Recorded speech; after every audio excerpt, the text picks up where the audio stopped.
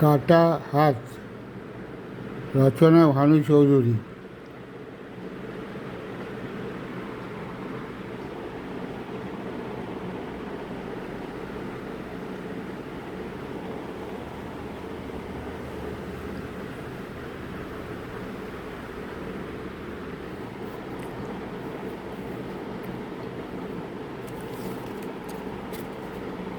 Rail স্টেশনে train থামার শব্দ। ও মশাই, আপনি কুসুমপুর নামবেন বলেছিলেন না?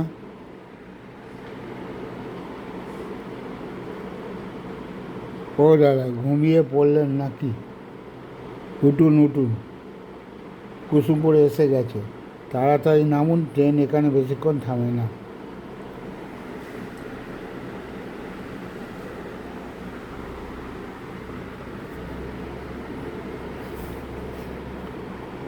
জোরে এক ধাক্কা, তার সঙ্গে কাটা কাটা কথাগুলি শুনে ইন্দ্রজিৎ ধরপড় করে উঠে বসল।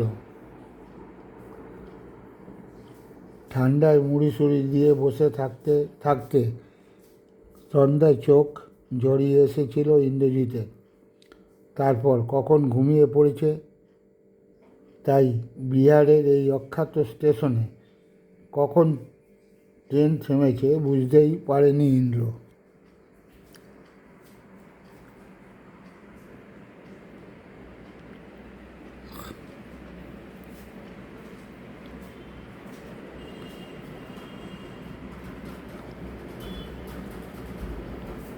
ঝটপট সে তার ছোট সুটকেসটা নিয়ে উঠে দাঁড়ালো।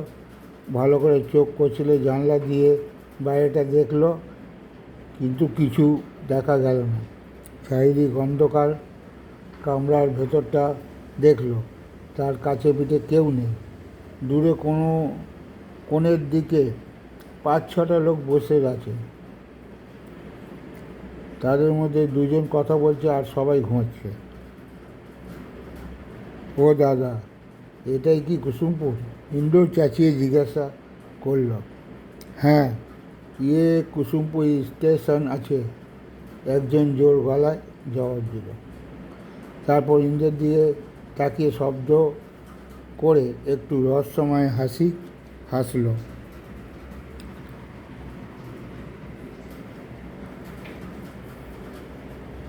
ততক্ষণে ট্রেন চলতে শুরু করে দিয়েছে।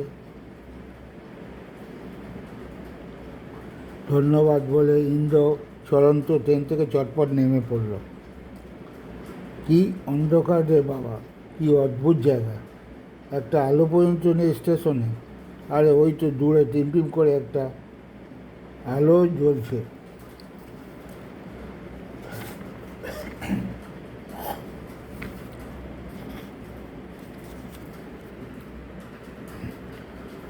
ওটাই বোধহয় স্টেশন মাস্টারের ঘর। আরে একটা চলন্ত আলো যেন এই দিকে আসছে। যাক, বাঁচা গেল। ইন্দ্র, এসেছিস নাকি এই গাড়িতে?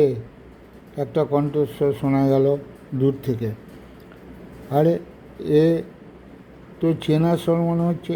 বাদলের গলা মনে হচ্ছে। বাদল নাকি? আমি এই দিকে, ইন্দ্র চেঁচিয়ে জবাব দিল। মনে মনে বলল, যাক, বাদল তাহলে দায়িত্বজ্ঞানহীন নয়। সুটকেসটা পায়ের ফাঁকে নামিয়ে রেখে ইন্দ্র একটা সিগারেট ধরালো। লন্ঠন সহ বাদল অচিরে এসে পড়ল। কিছু মনে করিস না রে ভাই ইন্দ্র? সিগন্যালটা দিয়ে আসতে একটু দেরি হয়ে গেল, বাদল বলল। ঠিক আছে, কিছু দেরি হয়নি। নে সিগারেট ধরা। আমার টেলিগ্রামটা তাহলে ঠিক সময় পেয়েছিস? হ্যাঁ, তা পেয়েছি, কিন্তু এত তাড়াতাড়ি সময় করতে পারবি ভাবিনি। তুই তো জানিস বাদল, এসব ব্যাপারে আমি একটু বেশি ইন্টারেস্টেড। সেই জন্য অন্য কাজ থাকলেও আমি তোর এখানে আসবার সময় করে নিয়েছি। যাই হোক, এখন বল কোথায় আমার থাকার ব্যবস্থা করেছিস? তোর এইখানেই তো? ইন্দ্র জিজ্ঞাসা করল।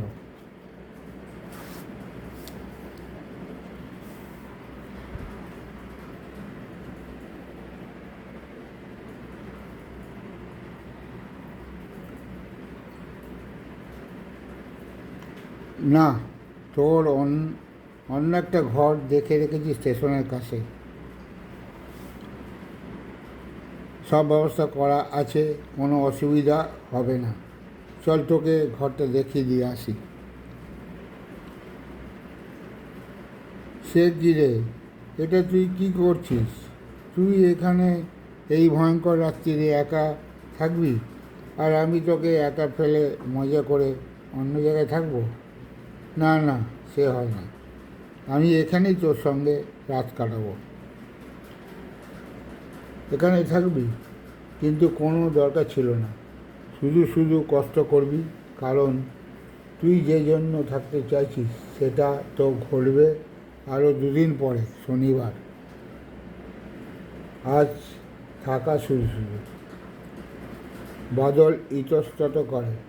তাছাড়া কোনো ব্যবস্থাও তো করিনি এখানে তোর জন্য। কোনো বিশেষ ব্যবস্থা দরকার নেই, আমার সব রকম অভ্যাস আছে। আর আজকে যে কিছু ঘটবে না তাই বা নিশ্চিত হলি কী করে? ব্যতিক্রম তো ঘটতে পারে। ইন্দ্র শেষের কথাটা জোর দিয়ে বলল।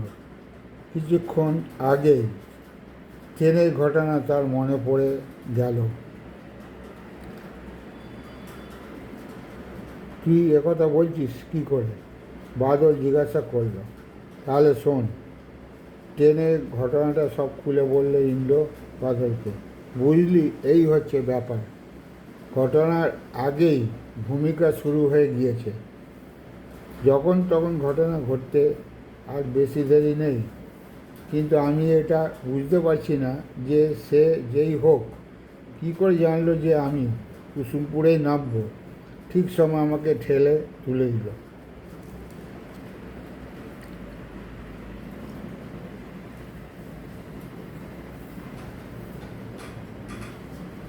তুই কি নিশ্চিত যে কেউ তোকে ঠেলে তুলে দিয়েছে এবং ওই কথাগুলো বলেছে?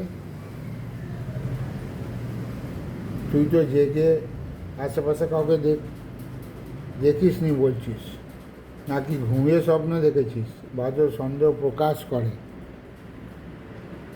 না, আমি নিশ্চিত কেউ আমাকে ঠেলেছে এবং এই কথা জানিয়েছে, সে যেই হোক। ইন্দ্র দৃঢ় কণ্ঠে বলল। চল এবার থাকার জায়গাটা দেখি।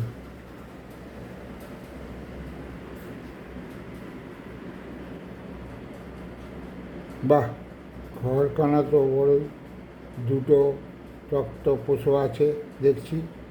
ঠিক আছে, তুই তোর কাজ সেরে আয়, আমি ততক্ষণ সব দেখে থেকে নিই, একটু জিরিয়েও নিই। লাস্ট ট্রেন কটায় আসে এখানে? ইন্দ্র জিজ্ঞাসা করল।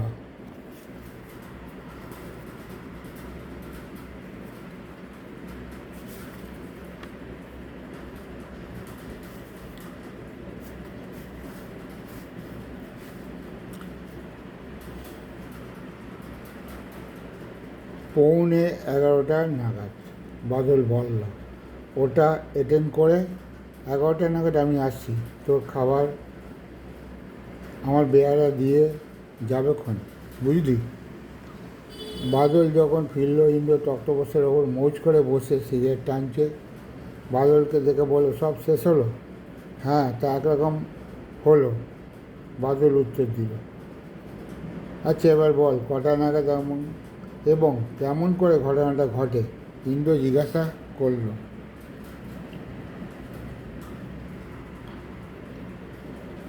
ঘটনাটা শুরু হয় রাত 1:30টার পর থেকে, তবে কতক্ষণ চলে বলতে পারবো না, কারণ সেই রাত্রির পর থেকে আর কোনো শনিবার আমি এই ঘরে কাটাইনি। আর ঘটনা, রাত 1:30টা বাজলেই মনে হয় ঘরের মধ্যে কে যেন হাঁটাহাঁটি করে, দুম দাম শব্দ করে।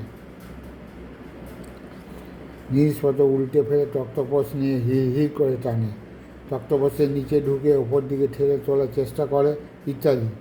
সে এক ভয়ঙ্কর ব্যাপার, এক বিভীষিকার রাত্রি।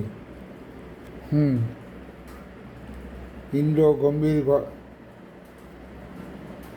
ভাবে বলল। তারপর জিজ্ঞাসা করলো, তোর টর্চটা ঠিক আছে তো? ওটা কাছে রাখ। এবার শোন, আমি ঠিক 2 ঘন্টা ঘুমিয়ে নেবো, 1টা পর্যন্ত। ততক্ষণ তুই জেগে থাকবি, ঘড়িতে অ্যালার্ম দিয়ে রাখ, ঠিক 1টার সময় আমাকে ডেকে দিবি, তারপর তুই ঘুমাবি, আমি জাগবো। আর শোন, এর মধ্যে কিছু ঘটলে সঙ্গে সঙ্গে আমায় ডাকবি, নিজে কোনো কিছু করবি না, ঠিক আছে? এবার আমি ঘুমাই। হাড় কাঁপানো শীতে কমন মুড়িতে ইন্দ্র শুয়ে পড়ল এবং অচিরেই ঘুমিয়ে পড়ল। ইন্দ্রের নাক ডাকা শব্দ শোনা যেতে লাগলো।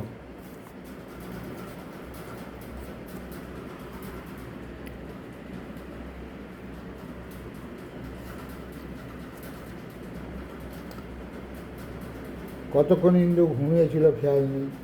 হঠাৎ ধস্তাধস্তি শব্দে তার ঘুম ভেঙে গেল। সঙ্গে সঙ্গে তার ডান হাতটা বালিশের নিচে রাখা লোডেড রিভলভারে গিয়ে ঠেকল। ইন্দ্র দেখল ঘরের হারিকেনটা নিভে গেছে, কিন্তু ঘরে দ্বিতীয়ার চাঁদের ম্লান আলো এসে পড়েছে। আবছা আলো অন্ধকারে ঘরে একটা ভৌতিক পরিবেশ সৃষ্টি হয়েছে। খোলা দরজা দিয়ে হু হু করে হাওয়া আসে, ঘরটা ঠান্ডায় হিম হয়ে আছে।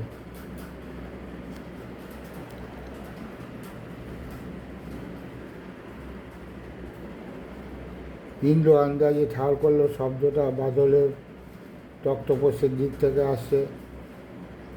ইন্দ্র আর দেরি করলো না, এক লাফে এক হাতে উদ্ধৃত রিভলভার, অন্য হাতে টর্চটা নিয়ে তক্তপোষ থেকে মাটিতে লাফিয়ে পড়ল। চিৎকার করে বলল, কে ওখানে? আর সঙ্গে সঙ্গে সেই কাণ্ডটা ঘটল, যার জন্য ইন্দ্র একদম প্রস্তুত ছিল না। একটা দীর্ঘ ছায়ামূর্তি তাকে এক ধাক্কা মেরে মেঝেতে ফেলে দিয়ে খোলা দরজা দিয়ে ঝড়ের বেগে ছুটে বেরিয়ে গেল। সঙ্গে সঙ্গে একটা গা শিরশিরানি হিম শীতল ঠান্ডা বাতাস ঘরের মধ্যে দিয়ে বয়ে গেল। ইন্দ্র এক ঝটকায় উঠে দাঁড়ালো এবং দ্রুত ছায়ামূর্তির পিছু ধাওয়া করল, কিন্তু সে আরও দ্রুত গতি সম্পন্ন। অস্পষ্ট চাঁদের আলোয় ইন্দ্র দেখল ছায়ামূর্তিটা দ্রুত রেল লাইন পার হয়ে ধুধু মাঠে হারিয়ে গেল। কিন্তু একটা জিনিস ইন্দ্র লক্ষ্য করেছিল, ছায়ামূর্তিটার ডান হাতটা কোনোই থেকে কাটা। এটা সে সত্যিই দেখলো না ঘুমের ঘোরে ভুল দেখলো? সেই চিন্তা করতে করতে সে দ্রুত স্টেশন ঘরে ফিরল। ঘরে ফিরে ইন্দ্র দেখলো বাদল বিছানায় নেই, তক্তপোষের তলায় পড়ে রয়েছে অচৈতন্য। বিছানায় টেনে তুলল তাকে। ইন্দ্র চোখে মুখে জল দিল।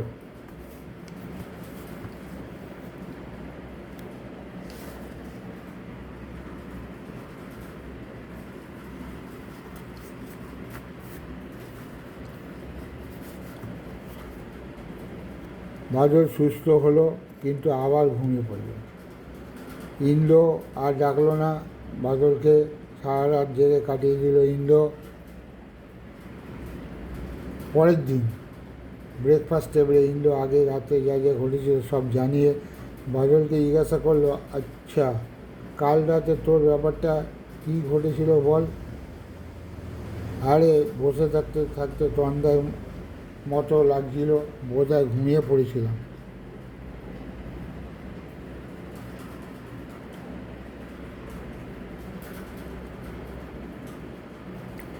হঠাৎ অনুভব করলাম একটা ঠান্ডা মতো ভারী জিনিস আমার বুকের ওপর বসে আমার গলা চেপে ধরছে। আমি সঙ্গে সঙ্গে ওকে জোরে ধাক্কা দিলাম, তাতে আমি আরও দুজনে মাটিতে পড়ে গেলাম। কিন্তু আবারও আমার চেপে ধরলো। আমি ওর দিকে ঘুষি চালালাম, কিন্তু কোনো কিছুতে না লাগায় ভয় পেয়ে গেলাম। তারপর আর কিছু মনে নেই।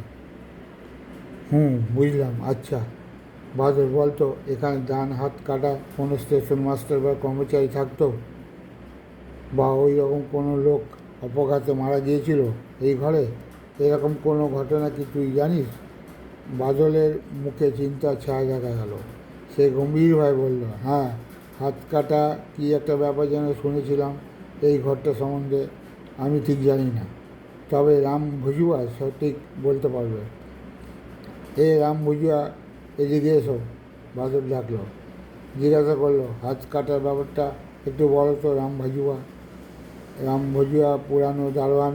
সে হিন্দিতে যা বলল তার মর্মার্থ এই রকম, বহুদিন আগে এক্স স্টেশন মাস্টার এই ঘরে থাকতো।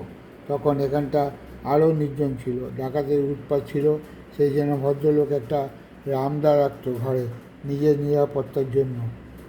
একবার এক ডাকাত তার ঘরে ঢোকে, কিন্তু ভদ্রলোক ছিলেন অসম সাহসী।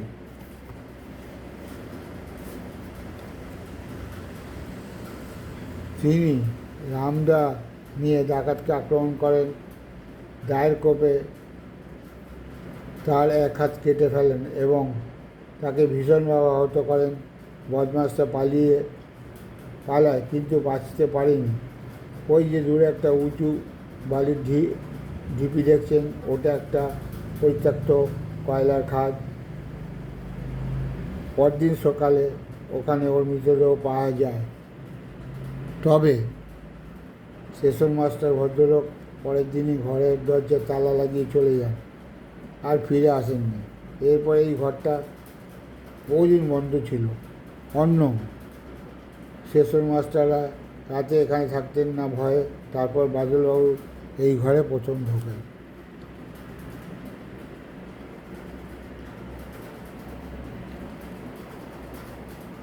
আচ্ছা, তুই এই ঘরে ঢুকে ওই রামদা বা কাটা হাতের কোনো কঙ্কাল টঙ্কাল কিছু পাসনি?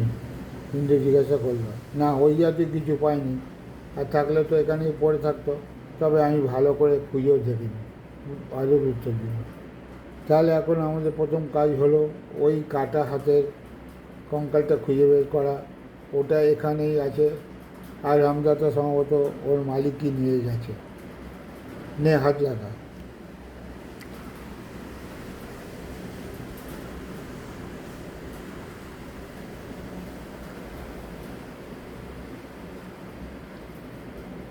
ইন্দ্র বলল। কিছুক্ষণ খোঁজাখুঁজির পর বাদলই চিৎকার করে বলল, তুই ঠিক বলেছিস ইন্দ্র। ওই যে সিলিংয়ে বাতিল জিনিস, এর মধ্যে কোণেই পর্যন্ত হাতের একটা কঙ্কাল পড়ে রয়েছে। বাদল সবাইকে দেখালো। এটা নিয়ে এখন কি করবো ইন্দ্র? জাদুঘরে জমা দেবো নাকি? না, জাদুঘরে না। এটার মালিক যে, তার কাছে, মানে ওই কয়লার খাটটায় এটা রেখে আসার ব্যবস্থা কর বাদল। এটা খুঁজলেই হাতের মালিকের অস্বাভাবিক আত্মা এখানে হানা দিত। ওকে আর এখানে কষ্ট করে আসতে হবে না। হাত ফিরে পেলে ও মুক্তি পাবে। ট্রেনের শব্দ শোনা যাচ্ছে। ওই কলকাতার ট্রেন এসে গেল বোধ হয়, ইন্দ্র বলল। তাহলে চলি বাদল। Good bye. ইন্দ্র হাত নেড়ে ট্রেনে উঠে পড়ল। ট্রেন চলতে শুরু করল। সমাপ্ত।